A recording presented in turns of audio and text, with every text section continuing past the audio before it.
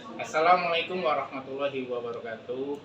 Salam sehat dan bahagia Bapak Ibu guru semua.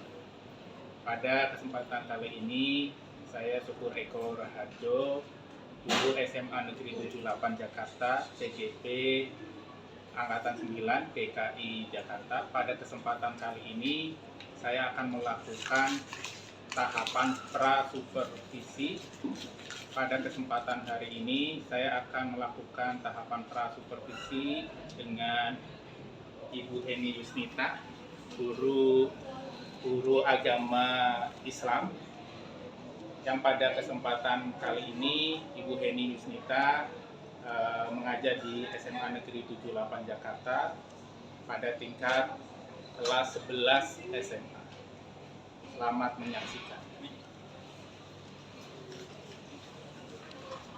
Assalamualaikum Bu Heni. Waalaikumsalam warahmatullahi wabarakatuh. Selamat siang. Ya, Apa kabar? Alhamdulillah. Semoga sehat selalu ya Bu Heni. amin. Insyaallah. Iya. Ini terima kasih sudah menyempatkan waktunya dalam supervisi. Tetapi sebelum melakukan supervisi, saya minta waktunya terlebih dahulu untuk melakukannya sedikit tanya jawab lah terkait dengan apa yang nantinya Ibu akan lakukan di kelas. Boleh ya Bu ya? Boleh, silakan Pak. Tidak keberatan kan? Tidak. Ya santai aja dong Bu, jangan tegang-tegang. Baik Bu, kira-kira nanti ketika nanti kan supervisi ya, Ibu tepatnya akan mengajar di kelas berapa? 11 MIPA G, 11G. Oh 11G. Jadi untuk 11G sudah menerapkan tumor atau belum? Atau masih K13? Sudah purna. Oh sudah. Nah di 11G. Ya, jadi Ibu akan mengajar di kelas 11 ya, Ya, 11G. Yang sudah menerapkan kurikulum Merdeka. Nah materinya kira-kira apa yang nanti akan Ibu ajarkan di kelas? Iya, kebetulan di 11G itu sudah sampai bab 7 dan materinya tentang meningkatkan keimanan dengan menjaga kehormatan, kemudian rasa malu, ikhlas, dan zuhud. Itu kalau dalam aplikasi kesehariannya bagaimana? Bentuk dari materi tadi. Dia sudah bisa menerapkan ya, misalkan dia menjaga kehormatan, karena kalau terkait kehormatan kan ini banyak ya yang dikaitkan, yaitu keluarga, dirinya sendiri, terus tempat tinggalnya, sekolahnya, itu seperti itu. Kemudian rasa malu, ketika dia mempunyai rasa malu dan dia bisa terapkan, berarti dia bisa untuk tidak melakukan hal apa yang Allah larang. Berarti ada keimanan di dalam dirinya.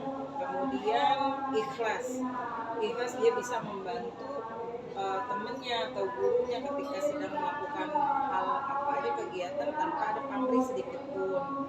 Nah zuhud berarti dia itu tidak berlebih-lebihan dalam kehidupannya, artinya tidak hanya terfokus dengan kesenangan dunia. Oke, jadi materinya luas ya? Luas banget. Luas, tapi untuk diaplikasikan dalam keseharian itu sangat cocok ya? Cocok, Banyak yang bisa karena diaplikasikan. Iya, karena ya memang itu terjadi dalam kehidupan sehari-harinya mereka kan, kita.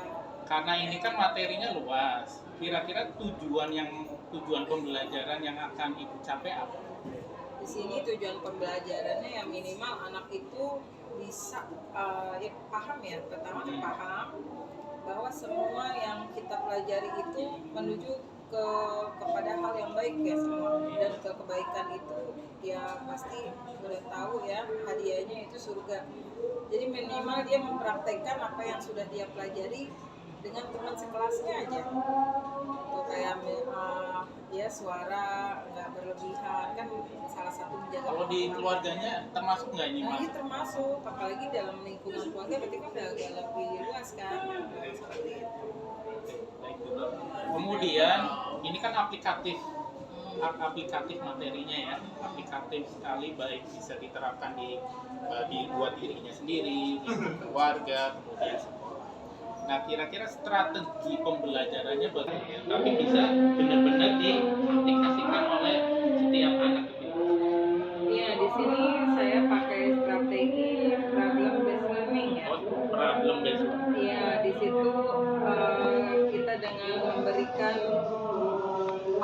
suatu permasalahan. Jadi nanti bentuknya itu kita bagi beberapa kelompok. Terus dari sayanya akan memberikan permasalahan di masing-masing kelompok tersebut. Bisa nggak dia itu memecahkan permasalahan yang saya berikan? Karena ini juga suatu penilaian ya, ketika dia bisa menyelesaikan permasalahan atau bisa bisa menyelesaikan permasalahan yang saya berikan, berarti kan dia satu udah dapat pemahaman ya. Pemahaman, Nah, dia dapat artinya dia memang paham dengan materi yang sedang diberikan seperti itu. Nah, penilaian yang keduanya itu ya dia bisa nggak dengan permasalahan yang diberikan ternyata terjadi dalam kehidupannya sehari-hari. Ketika dia bisa mengaplikasikan apa yang tadi ya permasalahan tersebut, itu luar biasa.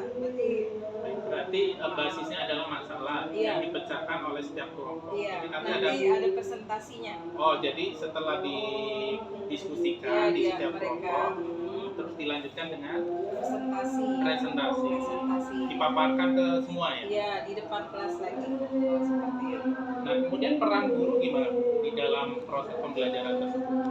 Ya, peran guru di situ pertama kan kayak tadi ya, dengan cara PBL, kemudian nanti ketika mereka sudah memaparkan, sudah mempresentasikan semuanya, nanti ada refleksi ya. Penguatan dulu ya, penguatan. Kira-kira mungkin materinya ada yang timpang. Iya. Penguatan ya untuk menambah pemahaman mereka. Supaya istilahnya sesuai dengan tujuan pembelajaran. Baik, ini ya. Bu Heni, ini kan materinya aplikatif ya. Terus luas dan bisa diaplikasikan dalam kehidupan sehari-hari. Kira-kira parameter ataupun capaian pembelajarannya yang ingin dicapai itu apa? Yang menjadi gambaran, oh ini tujuan pembelajarannya berhasil. Itu apa kira-kira? Kalau dari segi kognitif udah pasti ya, gitu. Kognitif pasti dari soal-soal kan, gitu. Nah, selain itu yang paling terlihat itu dengan sikap. Jadi ada penilaian sikap. Nah, kalau dia itu sudah kalau kita katakan sudah tercapai tujuan pembelajaran tersebut, berarti kan sudah terlihat dengan sikapnya mereka di kelas. Kalau agama malah lebih ke sikapnya ya? Memang banyak ke sikap langsung gitu ya. Kalau memang sudah tercapai tujuan pembelajaran tersebut, kayak gitu. Kemudian ini kan terkait dengan proses pembelajaran, jadi ada penilaian kognitif dan penilaian sikapnya. Baik, nah dalam proses pembelajaran agama ini, kira-kira saya udah baca RPP-nya di rancangan pembelajarannya, ada diferensiasi pembelajaran berdiferensiasi. Nah, yang diterapkan dalam proses pembelajaran ini apa diferensiasi? Di sini saya menerapkan ya kayak memberikan, saya sampaikan itu dengan cara konten ya. Diferensiasi kontennya. Jadi menurut saya dengan konten ini misalkan lewat video atau gambaran-gambaran gitu, mungkin itu bisa lebih mengena ya dengan diferensiasi yang ada di anak-anak. Gaya belajar anak itu bisa kan macam-macam kan, gitu, ada yang auditori, ada yang visual, atau kinestetik. Jadi terfasilitasi dengan konten yang saya materi tadi yang sudah disiapkan oleh. Jadi masih tahap pada diferensiasi konten. Untuk materi ini ya. Terapkan pembelajaran sosial emosional. Iya, betul. Itu bagaimana penerapan di kelasnya bagaimana? Jadi penerapan sosial emosional ini saya selalu ya sebelum memulai pelajaran itu saya awali dengan doa, kemudian kita lanjutkan dengan Asmaul Husna. Asmaul Husna. Iya. Anak-anak udah hafal semuanya? Iya, sebagian hafal. Nah, yang belum saya masih membolehkan mereka untuk melihat gitu kan, lama-kelamaan akan tujuannya apa dengan Asmaul Husna? Iya, melembutkan hati, berarti kan menyentuh nurani dia. Jadi mempersiapkan anak sebelum proses pembelajaran. Ya, jadi tuh biar tenang, tidak hanya raganya aja di sini, tapi ya terfokus semua nuraninya juga, hatinya. Menyatu ya. Iya, jadi lebih insya Allah memudahkan pelajaran yang akan dia terima. Oke. Nah, itu kan di awal mempersiapkan. Kira-kira dalam proses pembelajarannya gimana? Aplikasi sosial emosional. Ya, ketika ada anak misalkan nih dia kurang, ya namanya anak-anak ya Pak, suka celetak-celetuk gitu kan. Kadang saya ya nggak langsung menegur seperti itu gitu, paling saya rangkul, biasanya saya mendekati ya. Saya dekatin, saya rangkul, saya pegang, ya saya rangkul dengan kata-kata kok begitu gitu, dengan baik-baik, sentuh, lebih menyentuh ke hati ya. Jadi bukan dengan istilahnya panisme. Enggak, saya enggak. Jadi lebih akhirnya dia berpikir sendiri apa yang dia lakukan itu ternyata tidak baik gitu. Ya. Bu Heni, ini saya sudah baca dari mulai rancangan pembelajarannya, kemudian dilengkapi dengan tadi paparan Ibu dalam pra supervisi ini. Saya melihat bahwa materi dan rancangan pembelajarannya udah luar biasa ya, apalagi di zaman kurikulum merdeka ini. Sudah ada penerapan diferensiasi, kemudian pembelajaran sosial. Nah, harapannya bahwa ini nanti di kelas, nanti kita kan masuk kelas ya, kelas. Mohon izin Ibu, nanti ketika di kelas nanti saya akan melakukan pengamatan dan penilaian apakah sudah sesuai dengan rancangan pembelajarannya. Ya, Sudah sesuai atau belum. Nah, terus penerapan diferensiasi dan pembelajaran sosial emosionalnya seperti apa. Mungkin nanti kalau ada hal-hal masukan bisa diterima ya sebagai bentuk apa ya, pengembangan diri kita gitu. Itu ya Bu. Oke, sampai ketemu nanti di kelas. Jam berapa nih Bu kita di kelas? Kita di kelas masuk ke jam ketiga ya, jam keempat. Jam keempat. Nanti kita ketemu di kelas 11 G. Ya. Terima kasih ya Bu ya atas waktunya. Sampai ketemu nanti di supervisi di kelas 11. Assalamualaikum. Terima kasih Bu Heni.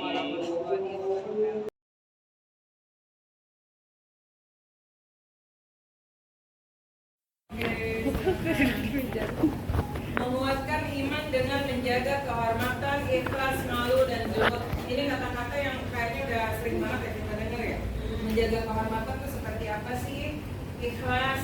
Nah, ikhlas ini bagaimana? Kata ikhlas itu apakah itu perbuatan atau hanya kata? Malu. Al-haya'u minal iman. Zuhud. Suka dengan zuhud? Nah, hari ini kita dengar zuhud ya. Apa itu zuhud? Silakan. Assalamualaikum warahmatullahi wabarakatuh. Waalaikumsalam warahmatullahi wabarakatuh. Selamat pagi semuanya, selamat pagi Bu Heni dan teman-teman yang saya cintai. Jadi pada siang hari ini izinkan kami kelompok 2 yang akan mempresentasikan bab 7P pada buku paket kita. Namun sebelumnya kita perkenalan dulu, mulai dari saya, yaitu Dia Setia Utami, absen 8, Dia Rawina Putri, absen 34, saya Desa Putri Pasha, absen 37, saya Nela Zalman Mawan, absen 26, saya Dia Skasya Masti, absen 7, saya Polda Mas, absen 12. Oke, kita langsung aja mendengar penjelasan materi pertama, yaitu menjaga kehormatan dari teman saya. Oke, yang pertama kita akan masuk ke dalam materi menjaga kehormatan. Nah, menjaga kehormatan ini artinya apa sih? Jadi ini artinya adalah menjaga harga diri, nama baik, dan kemuliaan ya. Dengan kata lain, ini untuk menjaga harkat, martabat, dan harga diri pada manusia agar kita terhindar dari perilaku yang negatif atau yang tercela. Nah, menjaga kehormatan dalam bahasa Arab itu ada nama lain, yaitu namanya muru'ah. Nah, muru'ah ini merupakan sebuah proses menjaga diri seseorang agar sejalan dengan ajaran agama dan menghiasi diri dengan akhlak terpuji dan menjauhi dari segala bentuk keburukan. Nah, yang kedua adalah infaq, yang secara bahasa artinya adalah mencegah dari segala sesuatu yang tidak bermanfaat atau menjauhi hal buruk atau terlarang. Lalu secara istilah artinya adalah sifat yang menjadikan seseorang dapat menghindari dari menurut hawa nafsunya. Ada ikhlas, kayaknya kalau misalkan di buku ikhlas tuh punya banyak arti ya. Kalau secara bahasa, ikhlas itu berarti tidak memperlihatkan amal kepada orang lain. Nah, kalau secara istilah, ikhlas itu membersihkan amal perbuatan dari hal-hal yang mengotori seperti mengharap pujian dari makhluk atau tujuan-tujuan lain selain dari Allah. Termasuk juga tidak mengharap amalnya disaksikan oleh selain Allah. Nah, ikhlas itu juga dibagi jadi beberapa tingkatan, yaitu orang awam, orang khawas, dan juga orang khawasul khawas. Nah, orang awam ini dia tuh misalnya bahwa amal yang kita lakukan adalah perintah Allah, dan yang ketiga dia mengingat pahala dari perbuatan yang dilakukan.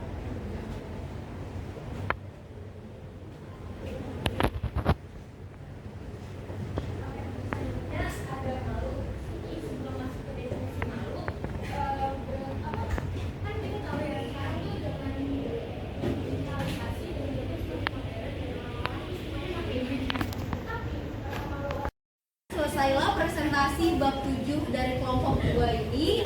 Dan selanjutnya kita akan membuka sesi tanya jawab. Kepada teman-teman sekalian diperbolehkan untuk memberikan pertanyaan-pertanyaan. Oke, kita beri ruang dulu. Baik, terima kasih untuk kelompok 7 yang sudah mempresentasikan materinya, yaitu tentang menjaga kehormatan, malu, ikhlas, dan zuhud ya. Baik, di sini dari tadi ini tampilan kanvanya kan sudah bagus ya, sudah cukup jelas. Ada dalil yang menguatkan, juga ada keterangan yang ditambah dengan keterangan-keterangan yang kalian sampaikan. Cuma saya belum dengar kesimpulan dari materi yang kalian sampaikan ini apa? Coba disampaikan kesimpulan. Jadi kita tahu inti dari materi yang sedang kita pelajari apa ya? Jadi mungkin dari kesimpulan ini teman-teman jadi merangsang pertanyaan-pertanyaan yang akan teman-teman sampaikan. Ayo silakan. Dari pemaparan kami bisa simpulkan bahwa setiap umat muslim harus memiliki 4 sifat yang sudah kami paparkan tadi, yaitu termasuk ikhlas, menjaga kehormatan, malu, dan zuhud untuk mempersiapkan bekal di akhirat nanti dan untuk menjadikan dunia yang lebih baik lagi. Oke, kita beri tepuk tangan. Baik, terima kasih. Ya, sekarang dibuka sesi tanya jawab. Ayo dari teman-teman audiens, silakan menyampaikan pertanyaannya. Satu kelompok mungkin satu penanya ya. Silakan. Ya, Neng. Alia. Dikumpulkan aja dulu ya. Oke, Alia dulu. Baik, perkenalkan saya Alia dari kelompok 1. Tadi sempat bingung sama malu istri di depan suami itu maksudnya gimana ya? Apakah istri gak boleh malu di depan suami? Kamu dikit kemana? Coba kita menjelaskan. Malu di depan suami bagaimana? Kita kampung dulu. Dah. Jadi kesimpulannya kita ulas lagi. Kita sebagai umat muslim harus mempunyai 4 sifat yang sudah dipaparkan tadi. Yang pertama adalah menjaga kehormatan. Kenapa kita harus menjaga kehormatan? Dan terhindar dari dan juga Allah menjadikan kepada hambanya. Jika kita menjaga kemaluan dan kehormatan, maka ganjarannya jelas surga. Nah, yang kedua ada ikhlas. Kenapa kita harus ikhlas?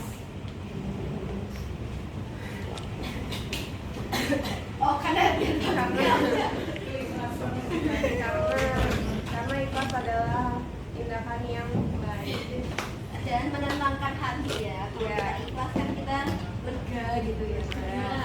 Lega. Nah, bisa selanjutnya ada apa lagi nih? Malu. Kenapa kita harus malu? malu sebagai iman. Malu sebagian dari iman. Benar-benar kebaikan. Dan biar tahu diri ya, jadi kita harus malu ya. Nah, selanjutnya zuhud. Kenapa kita juga harus zuhud? Karena manusia itu pada dasarnya berpikir di alam akhirat ya. Jadi sebagai manusia kita harus fokus juga ke akhirat kita, lebih fokus daripada kita dibanding kita fokus ke dunia kita. Ya, jadi biar dunianya bahagia, akhiratnya juga. Ya, nah itulah alasan-alasannya, makanya kita harus mempunyai 4 sifat tadi agar dunia dan akhirat gembira sentosa. Nah, dari kesimpulan itu apakah ada yang mau dipertanyakan atau ada yang kepo atau ada yang mau lebih jelasnya tuh 4 sifat itu tuh kita harus ngapain sih, atau 4 sifatnya itu ada exception atau ada semacamnya, atau kalian kepo apa ya, kepo apa skill pertanyaan. Ya oke. Jadi pertanyaan dari Alia akan dijawab oleh teman saya. Jadi kenapa malu istri kehadap suami itu termasuk contoh malu yang terlarang? Karena kalau misalkan istri dan suami itu kan adalah hubungan yang udah sah ya. Jadi apapun yang dilakukan istri kepada suami itu adalah ibadah. Jadi seorang istri yang mau menggairahkan suaminya itu akan memperoleh lebih jauh sama berkah dari Allah. Jadi Kok ibu kayak gitu sih? Ibu mikirnya mana? Aku kan nyiapin makan. jadi kalau misalkan ada rasa malu, jadi ada penghalang gitu loh untuk melakukan ibadah. Ya.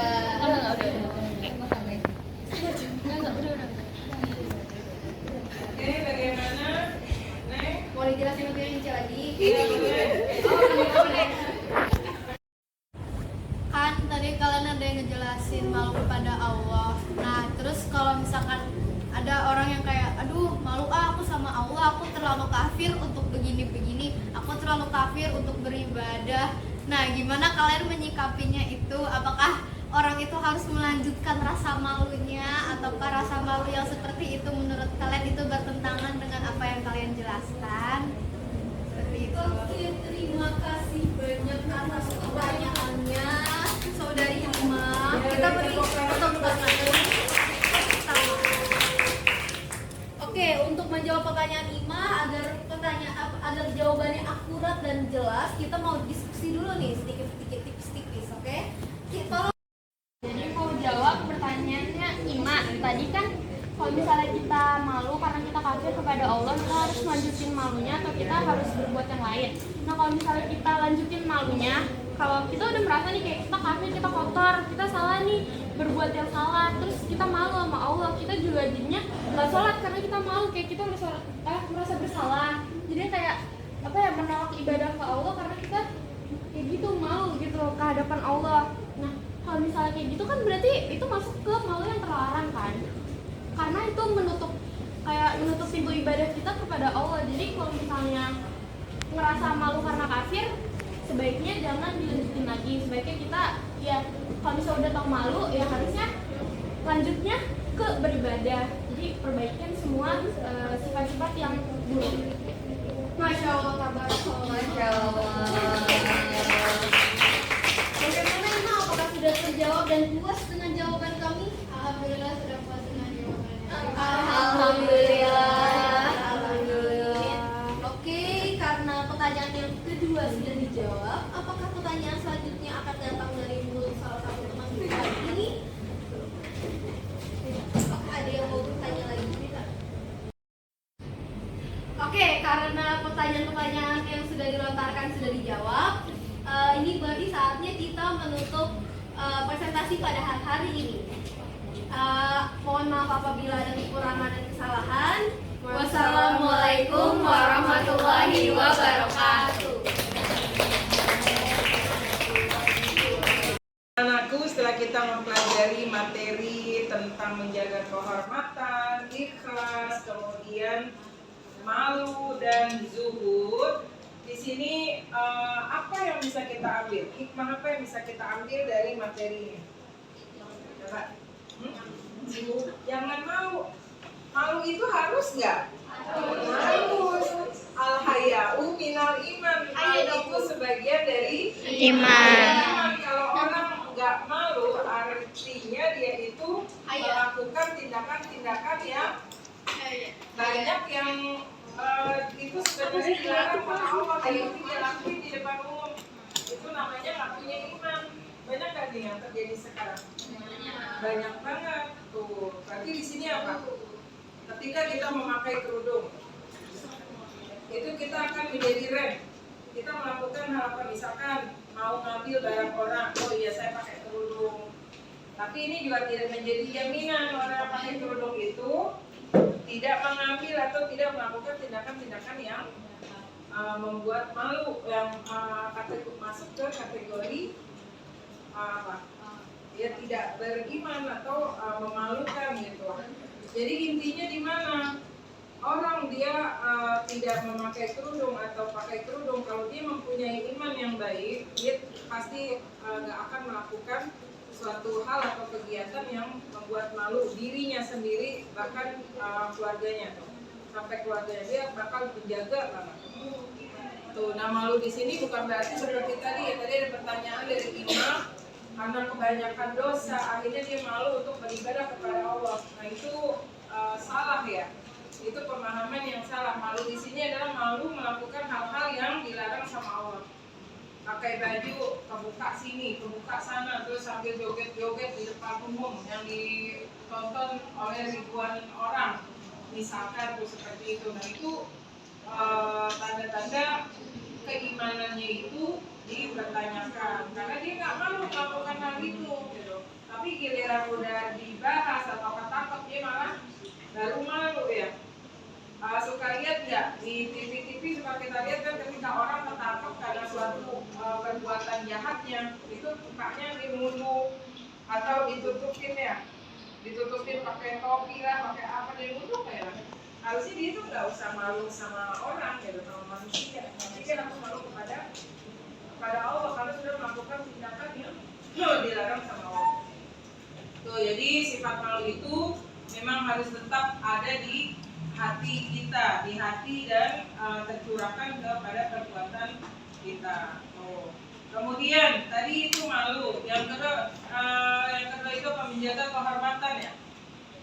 Ada orang menjaga kehormatannya, ada menjaga kehormatan, ada yang gila hormat. Ini suatu kalimat yang bertentangan atau sama. Menjaga kehormatan itu gimana sih? Tadi udah dijelasin kan, apa itu? Hikmahnya apa? Menjaga kehormatan. Kalau udah larinya ke kehormatan tuh berkaitan dengan keluarga enggak? Iya, bawa orang tua, bawa guru, bawa tempat kita sekolah, tempat tinggal kita tuh. Di situ jadi gimana? Menjaga sikap, kembali lagi ke tindakan dan perilaku, menjaga kehormatan. Beda dengan gila hormat. Kalau gila hormat, kepengennya dihormatin sama orang. Oh, bukan begini juga, gitu ya.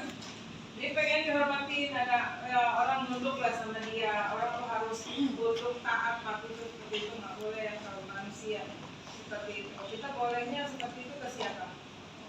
Ke Allah. Kita serendah-rendahnya itu disuruh ke Allah. Makanya ketika tadi malu, harusnya dia mencurahkan apa yang ada rasa malu dia itu ke Allah, bukan dia malah menjauh sama Allah karena malunya. Tuh ya. Oke, itu menjaga kehormatan. Kalau ikhlas, ada surat Al-Ikhlas, tapi di dalamnya tidak membahas tentang keikhlasan. Ini hikmahnya apa bisa diambil? Berarti sifat ikhlas itu apa? Suatu tadi kan ada yang menjawab, siapa ya tadi? Ikhlas itu apa? Perbuatan. Apa tadi nama kelompoknya? Perbuatan apa ikhlas itu? Apa? Ikhlas adalah perbuatan yang bisa membuat hati tenang. Terus apa lagi? Artinya suatu keikhlasan itu tidak perlu diucapkan.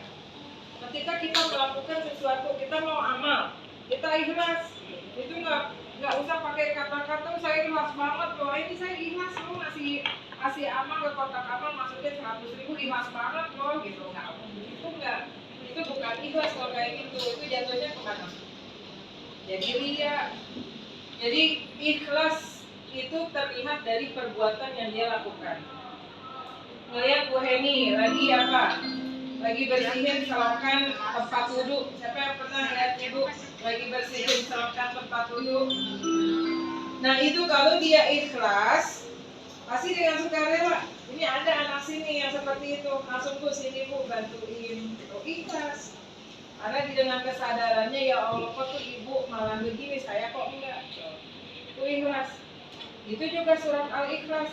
Namanya Al-Ikhlas tapi di dalamnya tidak membahas sedikit pun tentang Al-Ikhlas, tetapi tentang tauhid. Ikhlas juga seperti itu. Orang nggak usah saya ikhlas nih, ikhlas ngerjain semua gitu. Nah, itu bukan ikhlas berarti. Jadi udah dengan tindakan-tindakan yang nggak perlu kita umumkan kepada orang lain kalau kita itu ikhlas. Yang terakhir zuhud. Suka kita dengar kata zuhud? Zuhud itu sudah meninggalkan kesenangan dunia. Jadi tujuannya hanya lillah. Beberapa hari yang lalu ibu menguatkan iman dengan menjaga kehormatan, ikhlas, malu, dan zuhud. Ini kata-kata yang kayaknya udah sering banget ya kita dengar ya. Menjaga kehormatan itu seperti apa sih? Ikhlas. Nah, ikhlas ini bagaimana? Kata ikhlas itu apakah itu perbuatan atau hanya kata? Malu. Al-haya'u minal iman. Zuhud. Suka dengar zuhud? Nah, hari ini kita dengar zuhud ya. Apa itu zuhud? Silakan. Assalamualaikum warahmatullahi wabarakatuh. Waalaikumsalam warahmatullahi wabarakatuh. Selamat pagi semuanya, selamat pagi Bu Kenny dan teman-teman yang saya cintai.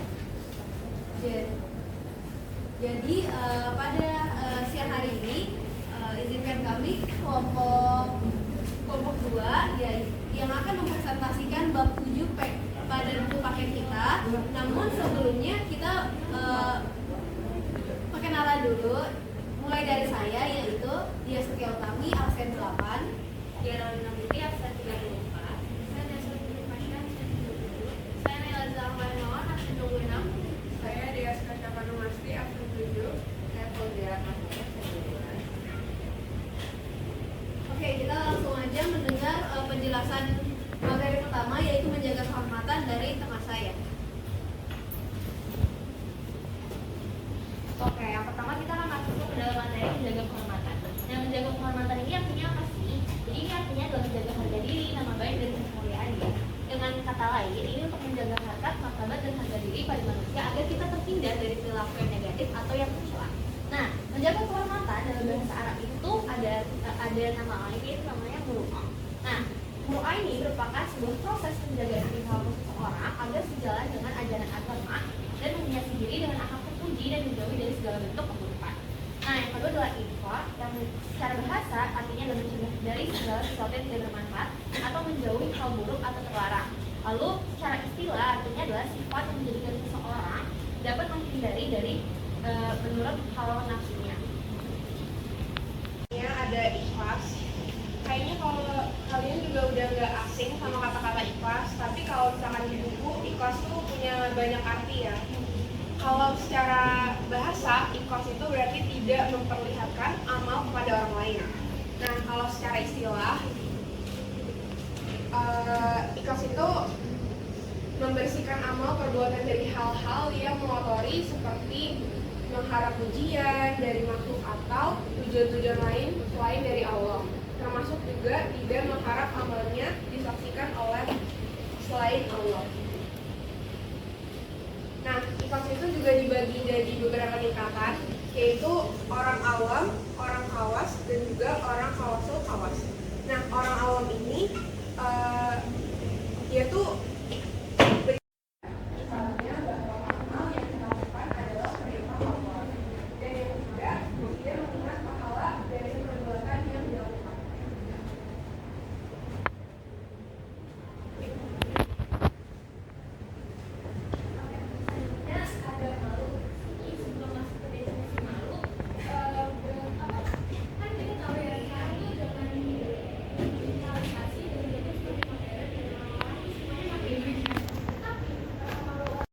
Selesailah presentasi bab 7 dari kelompok 2 ini.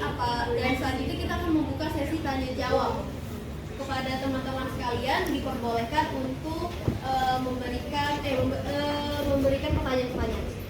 Oke, kita beri ruang dulu. Baik, terima kasih untuk kelompok 7 yang sudah mempresentasikan materinya, yaitu tentang menjaga kehormatan, malu, ikhlas, dan zuhud ya. Baik, di sini dari tadi ini tampilan kanvanya kan sudah bagus ya, sudah cukup jelas. Ada dalil yang menguatkan, juga ada keterangan yang ditambah dengan keterangan-keterangan yang kalian sampaikan. Cuma saya belum dengar kesimpulan dari materi yang kalian sampaikan ini apa? Coba disampaikan kesimpulan. Jadi kita tahu inti dari materi yang sedang kita pelajari apa ya? Jadi mungkin dari kesimpulan ini teman-teman jadi merangsang pertanyaan-pertanyaan yang akan teman-teman sampaikan. Ayo silakan. Dari pemaparan kami bisa simpulkan bahwa setiap umat muslim harus memiliki 4 sifat yang sudah kami paparkan tadi, yaitu termasuk ikhlas, menjaga kehormatan, malu, dan zuhud untuk mempersiapkan bekal di akhirat nanti dan untuk menjadikan dunia yang lebih baik lagi. Oke, kita beri tepuk tangan. Baik, terima kasih. Ya, sekarang dibuka sesi tanya jawab. Ayo dari teman-teman audiens, silakan menyampaikan pertanyaannya. Satu kelompok mungkin satu penanya ya. Silakan. Ya, Neng. Alia. Dikumpulkan aja dulu ya. Oke, Alia dulu. Baik, perkenalkan saya Alia dari kelompok 1. Tadi sempat bingung sama malu istri di depan suami itu maksudnya gimana ya? Apakah istri gak boleh malu di depan suami? Kamu dikit kemana? Coba kita menjelaskan. Malu di depan suami bagaimana? Kita kampung dulu. Dah. Jadi kesimpulannya kita ulas lagi. Kita sebagai umat muslim harus mempunyai 4 sifat yang sudah dipaparkan tadi. Yang pertama adalah menjaga kehormatan. Kenapa kita harus menjaga kehormatan? Dan terhindar dari dan juga Allah menjadikan kepada hambanya jika kita menjaga kemaluan dan kehormatan maka ganjarannya jelas surga. Nah, yang kedua ada ikhlas. Kenapa kita harus ikhlas?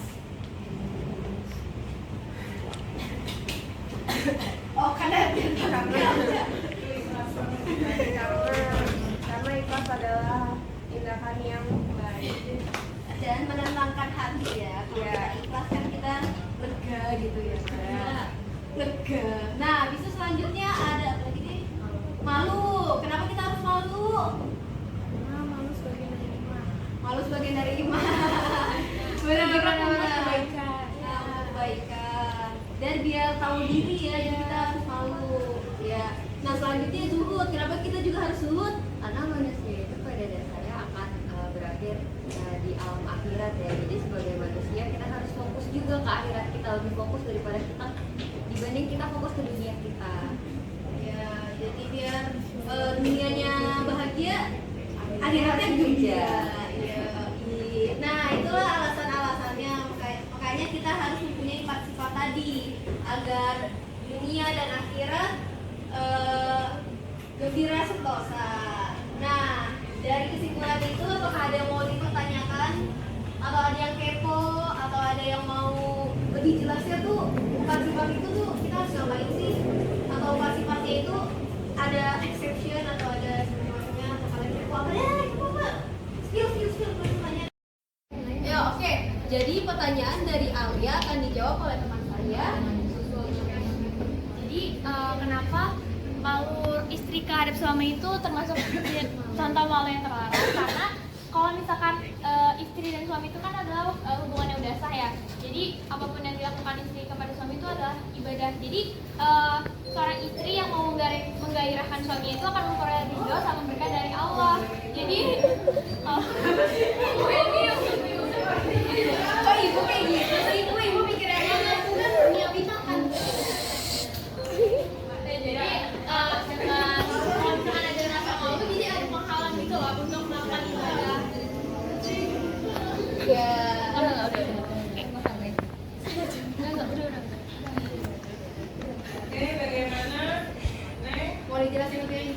Iya boleh. Kan tadi kalian ada yang ngejelasin malu kepada Allah. Nah terus kalau misalkan ada orang yang kayak aduh malu aku sama Allah, aku terlalu kafir untuk begini-begini, aku terlalu kafir untuk beribadah. Nah gimana kalian menyikapinya itu? Apakah orang itu harus melanjutkan rasa malunya, ataukah rasa malu yang seperti itu menurut kalian itu bertentangan dengan apa yang kalian jelaskan? Seperti itu. Oke, terima kasih banyak atas pertanyaannya Saudari Ima. Kita beri tepuk tangan. Oke, untuk menjawab pertanyaan Ima agar jawabannya akurat dan jelas, kita mau diskusi dulu nih sedikit tipis, oke? Kita Jadi mau jawab pertanyaannya Ima, tadi kan kalau misalnya kita malu karena kita kafir kepada Allah, kita harus lanjutin malunya atau kita harus berbuat yang lain. Nah kalau misalnya kita lanjutin malunya, kalau kita udah merasa nih kayak kita kafir, kita kotor, kita salah nih, berbuat yang salah, terus kita malu sama Allah, kita juga jadinya nggak sholat karena kita malu, kayak kita merasa bersalah. Jadi kayak apa ya, menolak ibadah ke Allah karena kita kayak gitu malu gitu ke hadapan Allah. Nah kalau misalnya kayak gitu kan berarti itu masuk ke malu yang terlarang kan, karena itu menutup pintu ibadah kita kepada Allah. Jadi kalau misalnya ngerasa malu karena kafir, sebaiknya jangan dilanjutin lagi. Sebaiknya kita ya kalau misalnya udah tau malu ya harusnya lanjutnya ke beribadah. Jadi perbaikan semua sifat-sifat yang buruk. Masya Allah, tabarakallah. Masya Allah. Bagaimana Ima? Apakah sudah terjawab dan puas dengan jawaban kami? Alhamdulillah sudah puas dengan jawabannya. Alhamdulillah. Oke, karena pertanyaan yang kedua sudah dijawab, apakah pertanyaan selanjutnya akan datang dari mulut salah satu teman kita ini? Apakah ada yang mau bertanya lagi? Oke, karena pertanyaan-pertanyaan yang sudah dilontarkan sudah dijawab, ini berarti saatnya kita menutup presentasi pada hari ini. Mohon maaf apabila ada kekurangan dan kesalahan. Wassalamualaikum warahmatullahi wabarakatuh. Anakku, setelah kita mempelajari materi tentang menjaga kehormatan, ikhlas, kemudian malu dan zuhud, di sini apa yang bisa kita ambil? Hikmah apa yang bisa kita ambil dari materi ini? Coba. Jangan malu. Malu itu harus nggak? Harus. Al-haya'u minal iman. Malu itu sebagian dari iman. Kalau orang nggak malu, artinya dia itu melakukan tindakan-tindakan yang banyak yang itu sebenarnya dilarang sama Allah, tapi dia lakuin di depan umum. Itu namanya nggak punya iman. Banyak nggak nih yang terjadi sekarang? Banyak banget tuh. Berarti di sini apa? Ketika kita memakai kerudung, itu kita akan menjadi rem.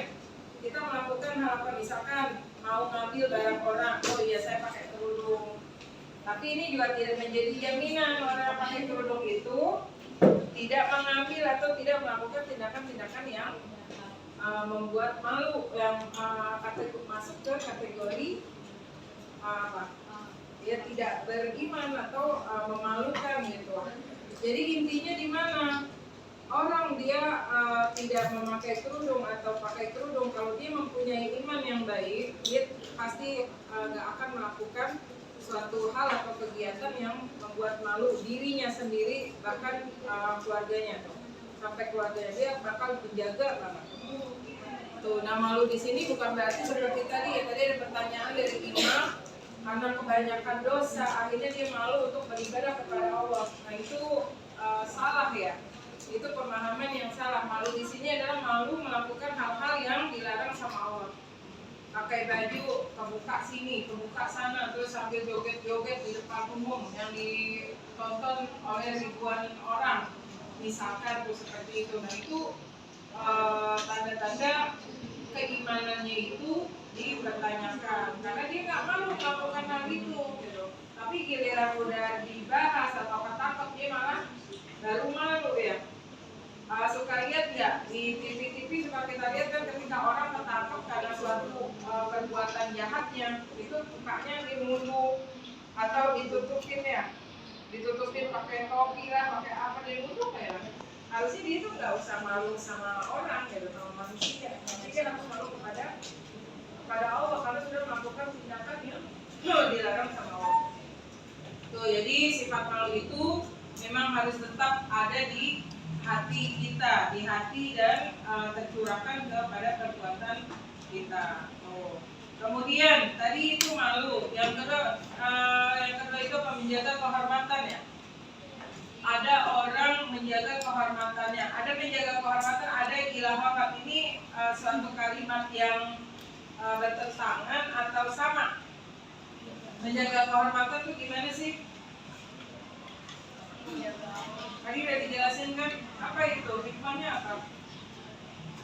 Menjaga kehormatan. Kalau udah larinya ke kehormatan tuh berkaitan dengan keluarga enggak? Iya, bawa orang tua, bawa guru, bawa tempat kita sekolah, tempat tinggal kita tuh. Di situ jadi gimana? Menjaga sikap, kembali lagi ke tindakan dan perilaku, menjaga kehormatan. Beda dengan gila hormat. Kalau gila hormat, kepengennya dihormatin sama orang. Oh, bukan begini juga, gitu ya. Dia pengen dihormatin, ada ya, orang nunduk lah sama dia, orang tuh harus tunduk, taat, patuh seperti itu, nggak boleh yang kalau manusia seperti itu. Kita bolehnya seperti itu ke siapa? Ke Allah. Kita serendah-rendahnya itu disuruh ke Allah. Makanya ketika tadi malu, harusnya dia mencurahkan apa yang ada rasa malu dia itu ke Allah. Bukan dia malah menjauh sama Allah karena malunya. Tuh ya. Oke, itu menjaga kehormatan. Kalau ikhlas, ada surat Al-Ikhlas, tapi di dalamnya tidak membahas tentang keikhlasan. Ini hikmahnya apa bisa diambil? Berarti sifat ikhlas itu apa? Suatu tadi kan ada yang menjawab, siapa ya tadi? Ikhlas itu apa? Perbuatan. Apa tadi nama kelompoknya? Perbuatan apa ikhlas itu? Apa? Ikhlas adalah perbuatan yang bisa membuat hati tenang. Terus apa lagi? Artinya suatu keikhlasan itu tidak perlu diucapkan. Ketika kita melakukan sesuatu, kita mau amal, kita ikhlas, itu nggak usah pakai kata-kata saya ikhlas banget loh, ini saya ikhlas loh ngasih amal ke kotak amal, maksudnya 100.000 ikhlas banget loh gitu. Itu bukan ikhlas kalau kayak gitu, itu jatuhnya kemana? Jadi ria. Jadi ikhlas itu terlihat dari perbuatan yang dia lakukan. Ngelihat Bu Heni lagi apa? Lagi bersihin selokan tempat wudhu. Siapa yang pernah lihat ibu lagi bersihin selokan tempat wudhu? Nah itu kalau dia ikhlas, pasti dengan sukarela. Ini ada anak sini yang seperti itu, langsung Bu sini Bu bantuin. Itu ikhlas. Karena dengan kesadarannya ya Allah kok tuh ibu malah begini, saya kok enggak. Itu ikhlas. Itu juga surat Al-Ikhlas. Namanya Al-Ikhlas tapi di dalamnya tidak membahas sedikit pun tentang Al-Ikhlas, tetapi tentang tauhid. Ikhlas juga seperti itu. Orang nggak usah saya ikhlas ngerjain semua gitu. Nah, itu bukan ikhlas berarti. Jadi udah dengan tindakan-tindakan yang nggak perlu kita umumkan kepada orang lain kalau kita itu ikhlas. Yang terakhir zuhud. Suka kita dengar kata zuhud? Zuhud itu sudah meninggalkan kesenangan dunia. Jadi tujuannya hanya lillah. Beberapa hari yang lalu ibu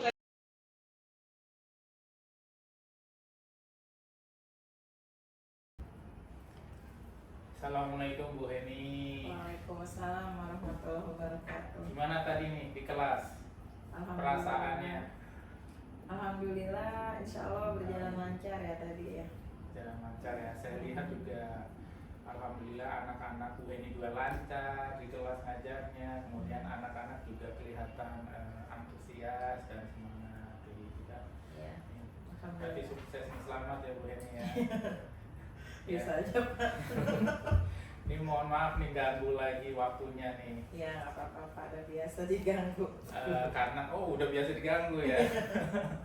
Jadi tadi kita sebelum ngajar kita udah melakukan praobservasi di mana Bu Heni sudah menjelaskan terkait dengan tujuan pembelajaran, kemudian nanti skenario pembelajarannya sampai dengan hasilnya ya. Kemudian kita juga masuk tadi Bu Heni mengajar di kelas dan saya ikut mengamati. Alhamdulillah berjalan lancar dan sukses gitu kan. Nah ini yang ingin sekarang saya ingin memasuki pada tahap pasca observasi gitu, ingin menyampaikan apa yang hasil pengamatan gitu ya, hasil pengamatan saya di kelas. Ya harapannya ini bisa untuk untuk kemajuan bersama lah ya, kemajuan bersama, umpan balik ibu harus apa yang perlu dikembangkan. Gak apa-apa ya Bu Heni ya? Nggak apa-apa. Iya. Saya makasih banyak. Iya.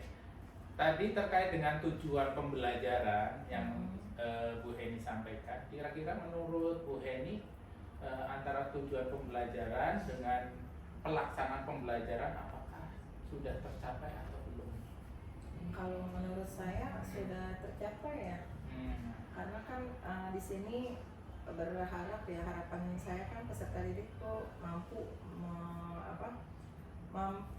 mengerti makna dari materi yang disampaikan seperti itu, dan harapannya mereka bisa mengaplikasikannya dalam kehidupan mereka sehari-hari, minimal ya di kelas mereka aja gitu. Itu skala kecilnya ya gitu. Jadi dari sisi sikap, karakter ya, aplikatif gitu ya. Iya, aplikatif seperti itu.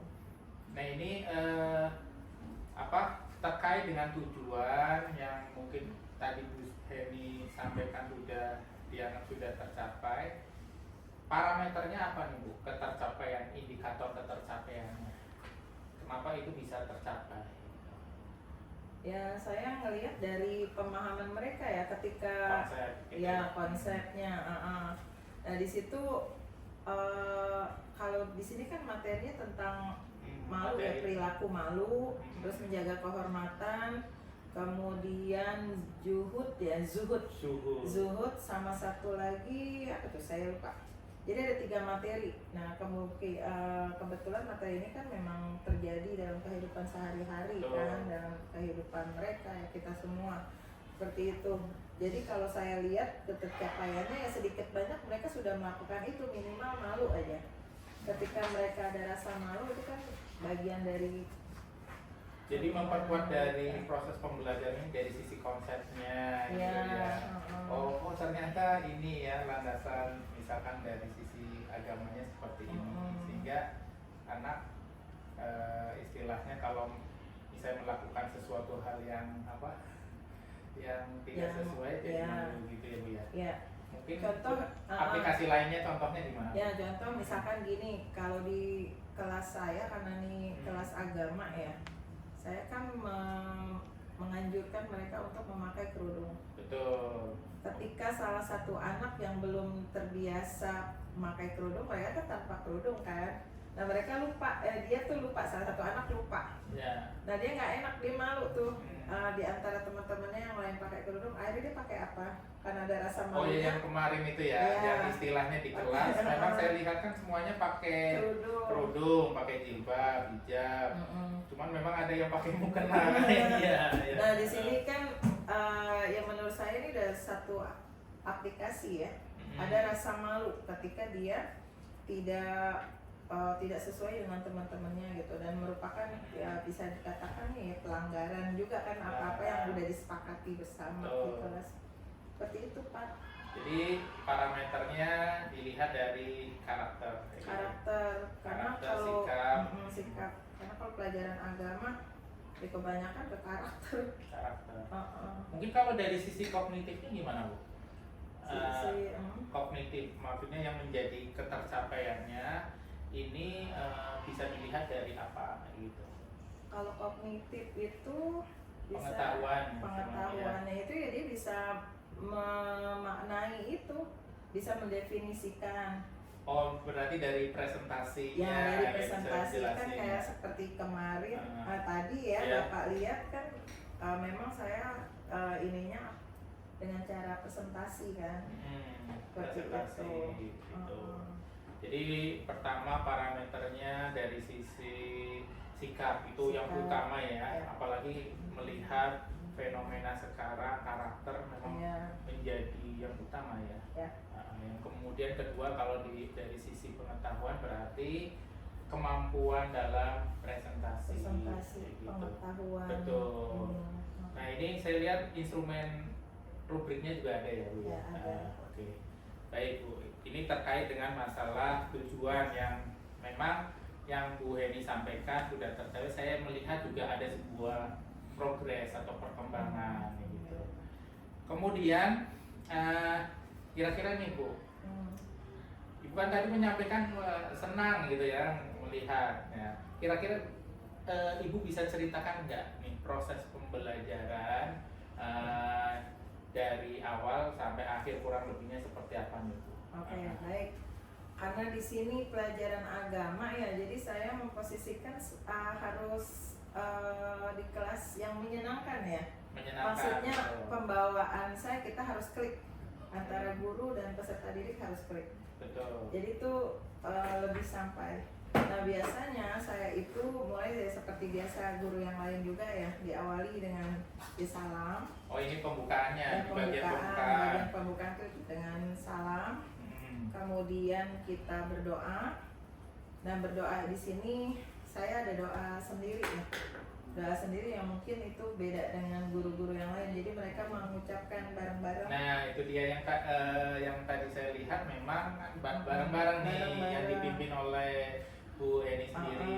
Jadi kita ucapkan bareng-bareng dan di sini saya membiasakan doa yang disunahkan oleh Rasul ya setiap pagi itu. Dan alhamdulillah anak-anak udah tahu itu urutannya. Jadi ada 4 doa diawali dengan yaitu ya Allahumma inni as'aluka ilman nafi'an wa rizqan thayyiban wa amalan mutaqabbalan.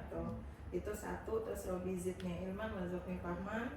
Yang ketiga itu Robbi shrahli sadri wa yassirli amri wa hlul 'uqdatam min lisani yafqahu qawli. Nah yang terakhir saya selalu ya, kan kalau saya lihat di sini anak kebanyakan ketika Tapi tadi terkait dengan doa tadi pantesan saya tadi di kelas itu adem, biasanya panas. bisa Iya, mungkin kabur gitu. iya, Kayak kabur ya. Nah yang Oke, terakhir terus? itu karena saya melihat kebiasaan anak kalau setelah sholat kan nggak mau doa dulu ya. Iya. Jadi Allahumma lantas jalan. Jadi saya di situ lantas jalan. bukan antas salam. Lantas jalan. Jadi ya. saya menambahkan di doa setiap pertemuan ada doa kedua orang tua.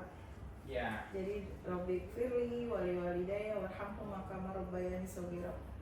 Jadi kenapa di sini minimal doa kita tuh jangan pernah putus untuk orang tua, itu aja sih tujuannya. Nah ini Dan harus sebenarnya ingat. sebenarnya nih Bu ini. Nah itu yang saya lihat dari ini kan bentuk sebenarnya aplikatif pembiasaan Ya, betul betul. yang saya amati. Ini luar biasa dalam arti pembiasaan yang istilahnya doa-doa tadi bisa digunakan dalam setiap harinya kan setelah sholat kan. Iya, betul Yang tadi sekali. jangan sampai kok lantas jalan ya. Lantas jalan. Oke. Ya, seperti itu. Nah, Iya, ketika betul. sudah doa, Doa. saya juga membiasakan pembacaan Asmaul Husna. Nah ini dia salah satu. Asmaul Husna ini kan 99 ya nama baiknya Betul. Allah. Ini kita biasakan juga dan alhamdulillah. Itu tujuannya apa nih Bu? Ini kalau boleh tahu, karena Ya, saya melihat kan kompak nih ya anak-anak di kelas luar biasa hafal dari 90 kan. Itu tujuannya apa nih Bu, kalau boleh tahu? Sebenarnya untuk menyentuh ruh ya. Ruh. Jadi ketika belajar, ya contohnya gini deh, kalau kita PJJ itu kan nggak ada sentuhan ya. Ya. Nah ketika kita langsung dari tatap muka, nah itu sebelum masuk ke inti dari materi yang akan kita pelajari, ya saya biasanya lewat itu gitu, lewat Asmaul Husna biar hatinya tuh udah tenang, adem gitu ya. Kalau udah pada posisi seperti itu kan insya Allah ya materi yang akan kita sampaikan akan Berarti bagian pengkondisian. Ya. Gitu bisa juga ya. dikatakan gitu. Pengkondisian, dan ini juga pada pembelajaran sosial emosional. Ya, benar. Jadi disentuh Ya. emosionalnya. Sosial emosionalnya. Jadi Ya, udah sosial masuk nih Bu emosional. nih sosial emosionalnya itu. Nah, setelah itu, karena kita tuh materinya tentang ini, jadi buat sisi kognitifnya ya, jadi Iya. lewat presentasi. Jadi kelompok kan memang sudah dibagi dari awal ya. Betul. Nah, mereka mulai dengan mempresentasikan, dan ini juga salah satu termasuk ke dalam pembelajaran diferensiasi ya. Oh, jadi presentasi ini. presentasi ini pembagian materinya beda-beda ya. Iya. Hmm. Jadi di situ bisa dapat semua gitu kan. Anak itu ada yang visual, ada yang auditori, ada yang kinestetik, tuh seperti itu. Jadi makanya di sini ada ya pakai presentasi seperti itu. Presentasi. Nah setelah presentasi biasanya dibuka sesi tanya jawab. Ya. Sesi tanya jawab dari audiens sama si pemateri ya, si pembawa presentasi ini. Betul. Itu. Nah setelah tanya jawab selesai, biasanya saya itu menyampaikan penguatan ya di situ. Jadi kadang saya juga menyampaikan ketika ada pertanyaan yang presentasi udah bisa jawab, kadang saya kasih tambahan, saya kuatin gini-gini. Penguatan materi ya. Penguatan materi atau penguatan dari jawaban yang disampaikan sesuai pertanyaan tadi. Pertanyaan dari anak. Ya. Seperti itu. Nah, udah semua itu ya udah berjalan seperti itu kan, kadang dibatasi ya berapa penanya gitu. Setelah itu udah semua ya kita ya saya dulu sebelum ditutup ya. Atau biasanya juga ditutup dulu, mereka selesai menyudahi presentasinya. Nah itu nggak langsung bubar gitu. Saya dulu apa tuh namanya ya, memberikan kesimpulan ya, penguatan tadi. Penguatan jadi inti dari materi ini apa gitu. Kebanyakan tuh kadang anak ketika gurunya ngasih penguatan, dia tuh timbul lagi pertanyaan kayak gitu. Ya. Jadi lebih banyak Yang tidak tergali ya awalnya. Kadang juga namanya anak ya, ada yang tidak berkaitan dengan materi juga dia ikut nanya, oh iya Bu saya suka begini. Nah itu gimana nih respon, misalkan nih materinya A tapi pertanyaannya ternyata B. Nah Ibu sebagai guru ini gimana? Tetap melayani atau bagaimana? Saya tetap melayani selama yang kita yang sesuai materinya udah selesai ya. Ya. Kalau itu yang di awal tadi udah selesai, terus ada di luar materi pertanyaan-pertanyaan itu ya saya akan layani. Baik. Ya. Seperti itu. Nah kemudian kalau udah ya udah ditutup. Tutup seperti biasa. Kalau tadi dengan doa, berarti penutupannya itu dengan hamdalah. Nah ini di sini mungkin ada satu ya, bukannya saya mau sombong ya gitu. Mungkin yang membedakan saya dengan guru yang lain. Jadi saya membiasakan anak dengan bahasa Arab. Oh gitu. Jadi kadang saya, karena memang tingkatannya ini udah SMA ya. Ya udah SMA. Ya minimal mereka harus bisa ya. Kata per kata lah minimal. Ya, kayak awal mau buka doa saya tuh udah dengan bahasa Arab.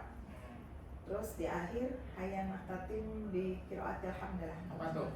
Mari kita tutup dengan baca hamdalah. Iya. Nah mereka tuh karena udah biasa ya, alhamdulillahirabbil alamin, baru saya salam. Gitu Pak. Ya, jadi yang tadi Bu Heni sampaikan sebenarnya kan mengkonfirmasi ya, secara tidak langsung mengkonfirmasi, memflashback terkait dengan proses pembelajaran yang sudah terlaksana dan saya amati gitu, dan memperkuat kembali beberapa catatan yang berhasil saya catat gitu kan.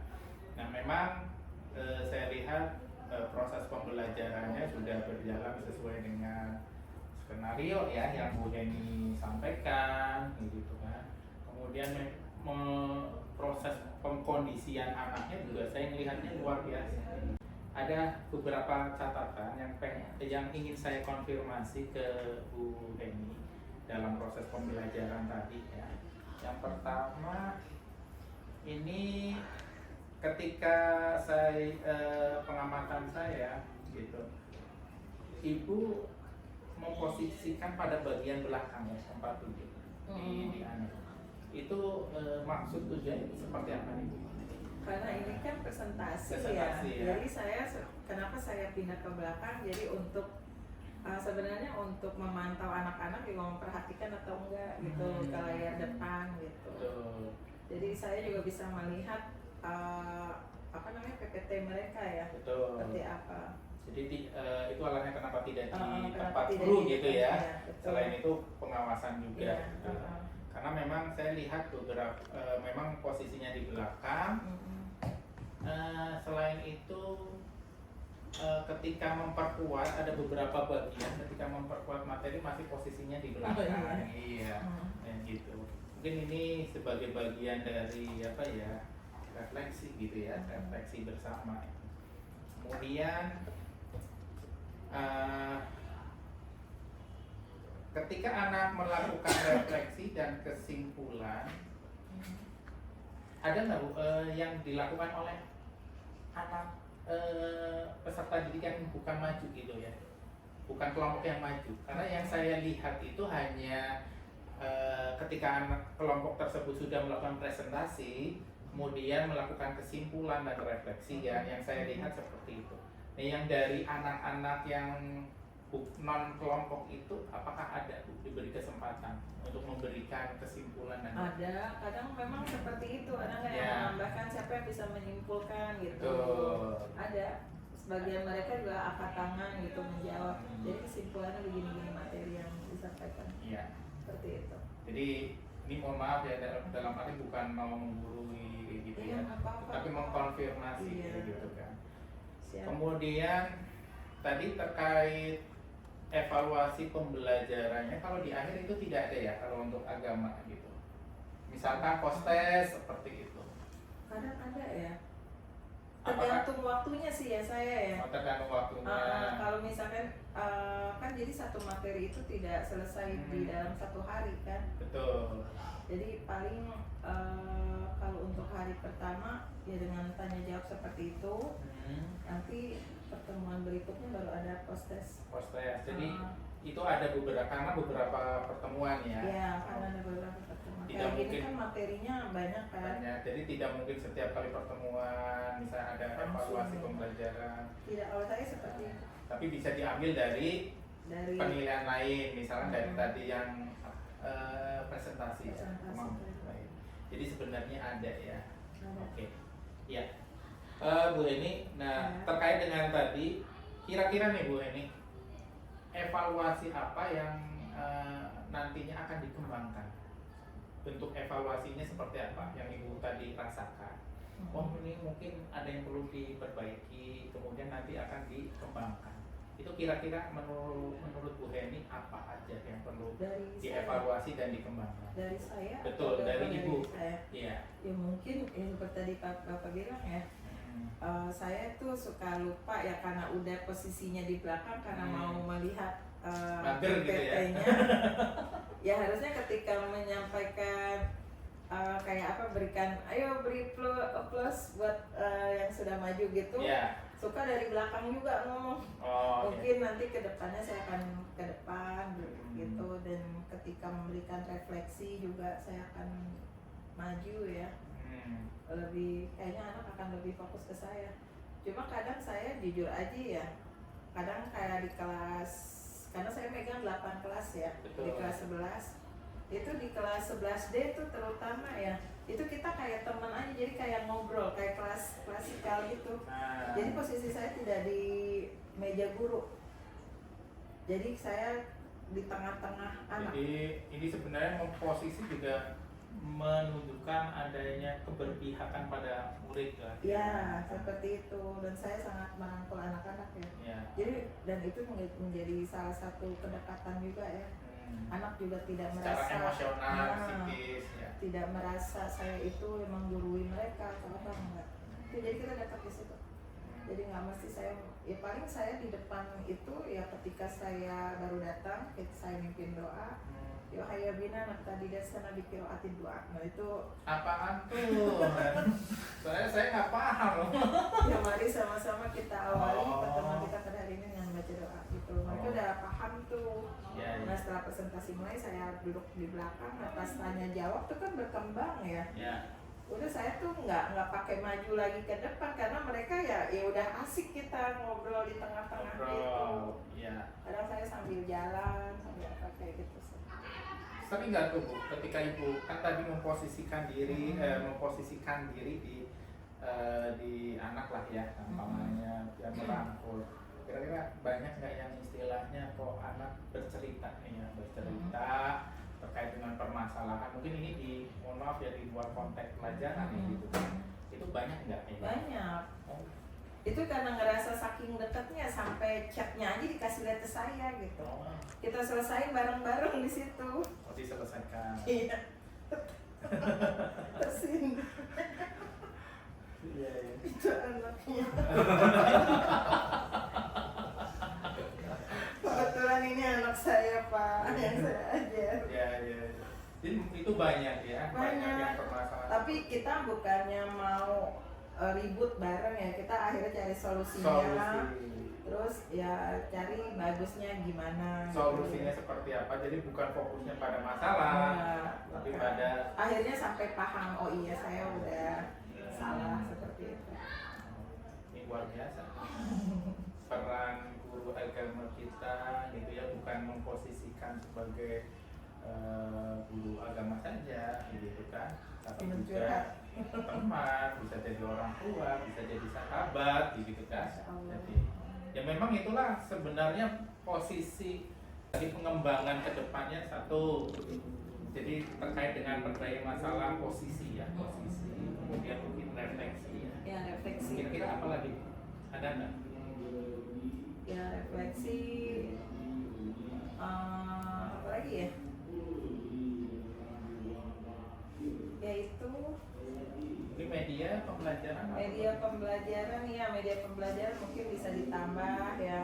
Yang basisnya Ah, opinian ya, IT gitu ya. IT itu udah pasti ya, harus IT ya. Misalkan gini ya, yang ditambahkan itu misalkan dalam presentasi tidak hanya berupa tulisan-tulisan. Itu apa? Kan kalau agama itu banyak contoh ya, ketika anak melihat presentasi itu berupa tulisan, ya itu juga jenuh gitu kan. Jadi Jadi dalam bentuk berupa apa nih kalau video. agama? Oh, video. Video, nah itu anak lebih respect, lebih merespon gitu loh. Kalau video, misalkan nih Bu, bisa memberi contoh nggak videonya seperti apa misalkan? Materinya apa, videonya bentuknya apa? Misalkan materi kayak menjaga kehormatan, nah itu ya banyak banget ya di YouTube itu, ada yang animasi, ada yang memang cerita asli. Permasalahan atau cerita misalkan film, ada sebuah cerita. Ada filmnya. Oh. Gitu, ada filmnya sedikit dan itu lari gitu. Bahkan banyak dari anak-anak itu ngambil dari YouTube, yang buat itu juga anak SMA juga, jadi mereka tuh ditugasin sama gurunya Terkait di tema materi. terkait materi itu. Kalau mungkin di Bu Heni sendiri penerapan itu kan mungkin di sekolah lain ya. Ya. Kalau di Bu Heni sendiri menerapkan nggak nih Bu? Ya Terkait saya misalkan tergantung penugasan. materinya ya. Oh. Materinya kalau seperti apa kayak pengurusan jenazah ya, Oh. itu lebih ke praktik. Praktek. Jadi anak ada bukan pakai patung apa tuh namanya manekin ya buat si jenazahnya, tapi dari anaknya langsung saya minta ya, saya tidak menunjuk tapi dia yang menawarkan dirinya, yang mau dibungkus, yang mau disolatin.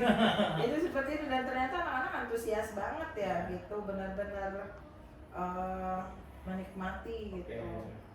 Dan itu mereka lebih masuk ketika mereka terjun di Langsung. langsung kayak gitu.